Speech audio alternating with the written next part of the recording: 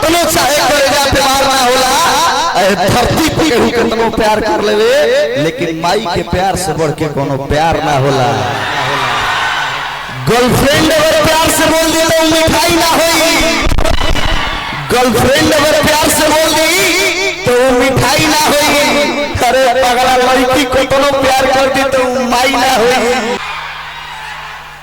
हम अभी गाई बबुआ विनोद जी आयल बानी भैया भैया गए ओकरा बाद हम तो गईबे करब। हाँ चाचा बर्दाश्त करे के बा। गुटका रजनीगंधा रजनीगंधा अब बहुत सारा बातचीत हुई अभी गीत को नहीं हुई। बाकी आज बहुत अच्छा लगा था आप सबके बीच में। हम साहब एक बार जोरदार ताली बजा के हाला को के भाई का आशीर्वाद दे सके। बबुआ विनोद भैया गए हैं बाकी उससे पहले एक दो बात हम चाहते हैं जो कह दी ताकि माहौल गर्मी बनो कि दुश्मन कितनो चाहे करेजा प्यार ना होला। अच्छा लगी तो हाला को के ताली बजावे के बाद कि दुश्मन कितनो चाहे करेजा प्यार ना होला धरती पे केहू कितनो प्यार कर लेवे लेकिन माई के प्यार से बढ़ के कोनो प्यार ना होला।